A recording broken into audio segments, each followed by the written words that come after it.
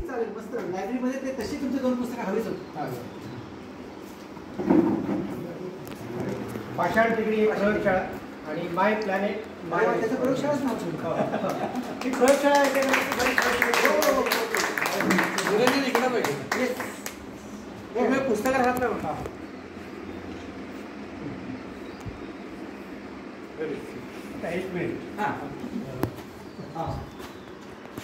तुला माझी सगळी पुस्तकं.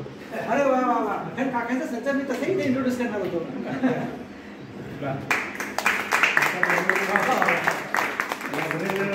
हो लागली. पुस्तकही दिली आणि मी तिथे ते फ्री पुस्तकं पण घेतो देणार आहे. विश्वते जीवनशैली तिथे आपण हे करेल. थँक्यू. थोडक्यातच बोलतो 2 मिनिटात. नाही बोला.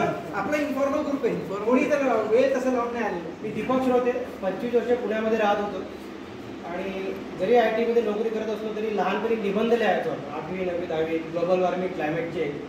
आणि नंतर जेव्हा शहरात आलो तेव्हा त्याचे तडाखे दिसायला लागले प्रत्यक्षात.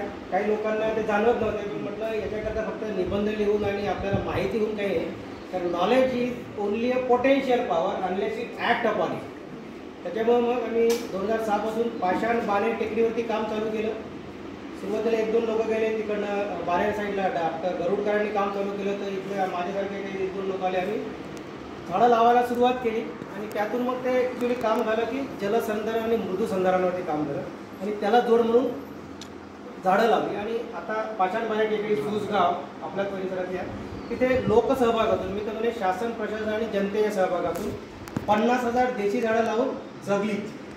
जगली त्याला म्हणतो आम्ही. साधारण टेकड्यावरती पाषाण टेकडी आणि दगड आहे. इतका कातळा एवढा तितका देखील असला तरी तो दगडच आहे. तर एका सस्टेनेबल लेवलला जर ती आली सेल्फ सफिशियंट झाली तर त्याला काउंट करायचं. नाही तर काय होतं शासनाचा कार्यक्रम होतो. यावर्षी त्या खड्ड्यात मी लावली, पुढच्या वर्षी यांना मुख्य पाहुणे म्हणून त्याच खड्ड्यात परत लावायची. हा शासनाचा कार्यक्रम होतो. कारण 50 कोटी झाडं लावली म्हणतात पण 50 लाख तरी आहे का हा प्रश्न आहे. असो त्यापेक्षा आपण कृतीत असावं म्हणून शुद्ध हवा झाडं लावली तर शुद्ध हवा मिळते.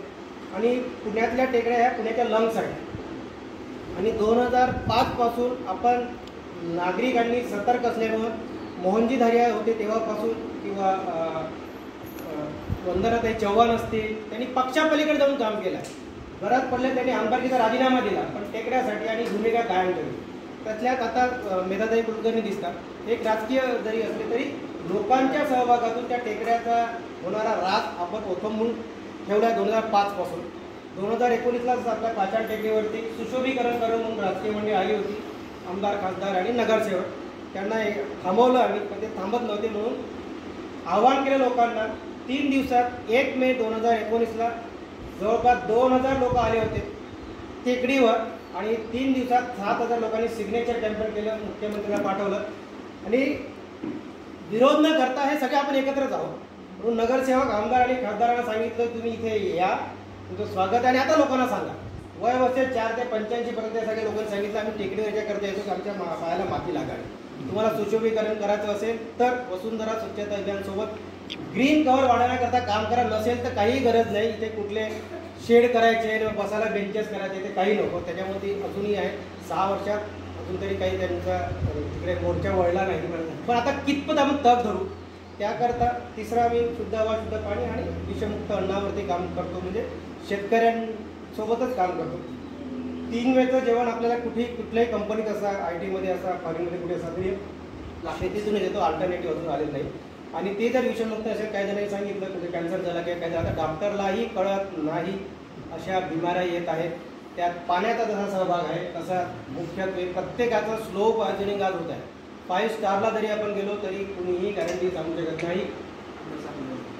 भारतातले सर्वात श्रीमंत व्यक्ती आहे त्यांच्या मुलाचं आपण बघितलं लग्न कार्य पण झालेला प्रॉब्लेम कुठल्याही वर्ल्ड वाईड मेडिकलमध्ये सोल्युशन नाही. म्हणजे पैसाही तुम्हाला कमी येत नाही. प्रत्येकाचं स्लो पॉयझनिंग जर थांबायचं असेल तर आपल्याला विषमुक्त अन्न निर्मिती केली पाहिजे. म्हणून आम्ही सुभाष पाळेकर कृषी पद्धतीने शेती करणाऱ्या शेतकऱ्यांसोबत आणि पद्मश्री कृषी डॉक्टर सुभाष पाळेकरांसोबत 2012 पासून जुळलो. त्यांची 6 शिबिरं पुण्यामध्ये घेतली आणि 2006ला मोठं शिबिर घेतलं 9 दिवसाचं. 1,500 शेतकरी तिथे होते आणि मग त्या शेतकरी म्हटलं की आता हे सगळं बरोबर आहे, पण आम्ही विषमुक्त अन्न निर्मिती करतो, कोणी 5 वर्षामध्ये, कोणी 10 वर्षामध्ये, कोणी नवीन चालू केली. पण हे जेव्हा आम्ही मार्केटमध्ये देतो दलालाकडे किंवा व्यापाराकडे, तर तेव्हा ते सगळे मिक्स करतात आणि त्याची व्हॅल्यू राहत नाही. पण आमची एफर्ट खूप आहे, कॉस्ट जरी कमी असली एफर्ट खूप आहे, तर मग त्यामुळे आम्हाला मार्केट देता येईल का, आम्हाला थोडी मदत करता येईल. मग त्या प्रयत्न त्या पाषाण तिकडे एक प्रयोगशाळेमध्ये ती मांडणी केली आहे. तर आम्ही वसुंधरा धान्य महोत्सव घेतो. अशा प्रकारे शेती करणारे महाराष्ट्रातले शेतकरी तिथे येतात आणि यावर्षीच आमचं 9वं वर्ष होतं. 11, 12, 13 एप्रिलला पुण्यामध्ये पाषाण सुचवला हा धान्य महोत्सव झाला. नागपूर, यवतमाळ, अमरावती, सातारा, कोल्हापूर, सोलापूर, जळगाव, नाशिक, पुणे जिल्ह्यात सगळीकडचे शेतकरी ज्यांना सपोर्टची गरज आहे आणि जे खरोखरच कुठलंही विष न वापरता अशा प्रकारे शेती करतात, तर त्या शेतकऱ्यांचा धान्य महोत्सव शेतकरी स्वतः विक्री करतात. आणि 9 वर्षाचं सातत्य राखल्यामुळं जे अवेअर आहे, जे फाइंड आउट करतात की मला काहीतरी करायचं आहे, तर माझ्या घरी जर काही करायचं असेल केमिकलचा वापर कसा कमी करू शकेल, नदीत पोल्युशन मी तिथे जाऊ शकत नसेल, माझ्याकडून होणारं पोल्युशन मी कसं थांबू शकेल. तर तशा प्रकारचेही याला आम्ही प्रोत्साहन म्हणून तशा प्रकारचे काही 20% लोक असतात, त्यांचेही स्टॉल असतात आणि हे 9 वर्ष झाले सातत्याने चालू आहे. मला डॉक्टर दिलीप गाडगे जे 6 महिन्याआधी आपल्याकडे निघून गेले, तर म्हणजे 45-50 वर्ष आयुर्वेदाची प्रॅक्टिस, BP, शुगर आणि कॅन्सर आणि हार्ट अटॅकवरती 45-50 वर्षांची प्रॅक्टिस.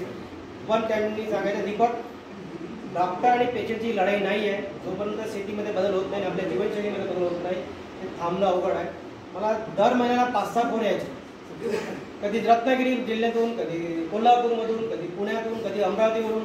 आणि त्यांनी डॉक्टर दिलीप गाडगे यांचं नाव सांगितलं, मला समजतं याचं की कुठला तरी असाध्य रोग झालेला आहे, तर त्यांना एक विषमुक्त करण्याची गरज आहे. मग त्या जिल्ह्यामध्ये, तालुक्यामध्ये कुणी अशा प्रकारे शेती करण्याचं त्यांनी कनेक्ट करून द्या. म्हणून शेतकऱ्यांनी जे असेल तुमची सिस्टीम चालू राहू द्या, पण कमीत कमी स्वतःच्या कुटुंबापुरतं तरी विषमुक्त निर्मिती करा आणि त्याची मोठी सहायता करा. कुठल्याही कारखान्यामध्ये होणार ते वापरत नाही, त्याच्यावर पोल्युशन नाही आहे. 30 ते 35% पोल्युशन पाण्याचं आणि निसर्गात हे केमिकल फार्मिंगमुळे आहे. ICARनी त्यांना सांगितलेलं आहे. तर त्यामुळे आपण गोष्टी करत राहू आणि कमी आपल्या सर्वांची थाळी विषमुक्त हो, अनाशा शेतीसोबत जुळलेलं आहे, त्यातूनही हे हो असं करतो.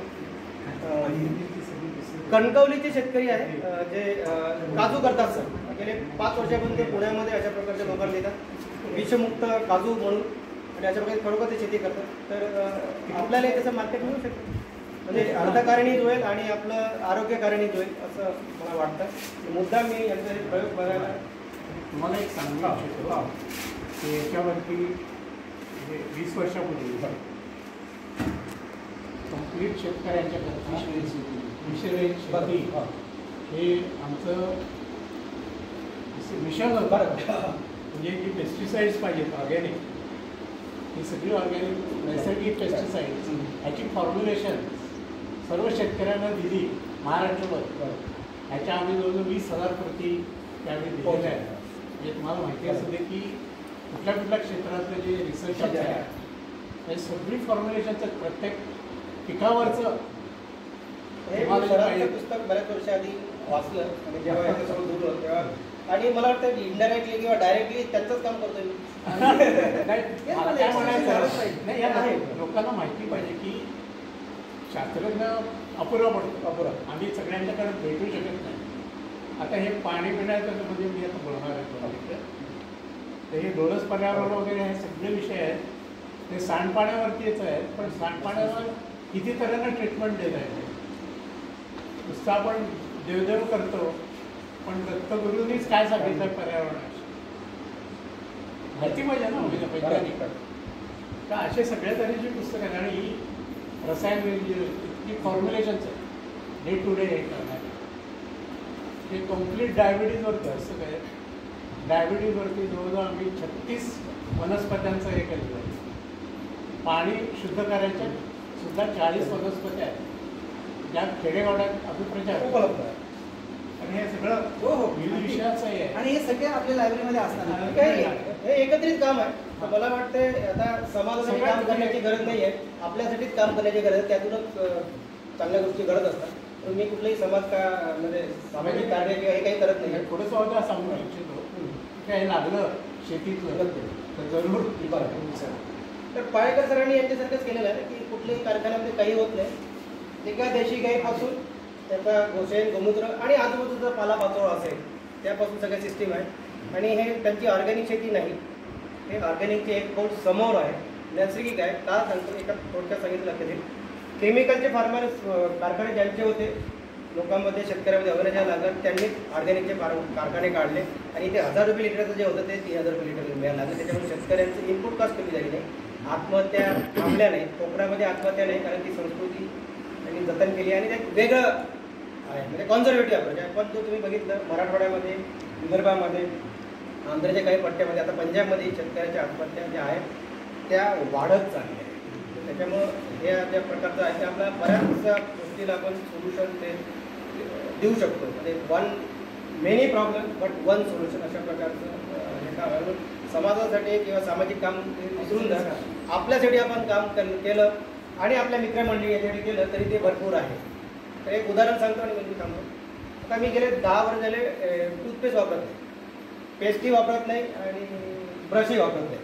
आता लहानपणापासून वापरलं नाही, पण कॉलेजमध्ये गेलो, शहरी वातावरण तर ते त्यांच्या हातात दिसलं तर आपण मागास कसं म्हणून ते आलं. पण ते पर्यायाने गेलं. 10 वर्षापासून मी यवतमाळचे आम्ही शेतकरी आहे, त्याचा महिला बचत गट आहे, ते नैसर्गिक शेती करतात आणि तिथे ते बाबूळपासून मंदिर असेल किंवा अशापासून मंदिर करते ते मी घेतो आणि माझ्यासोबत 100 फॅमिलीला देतो. म्हणजे उद्योग होता त्यांचा.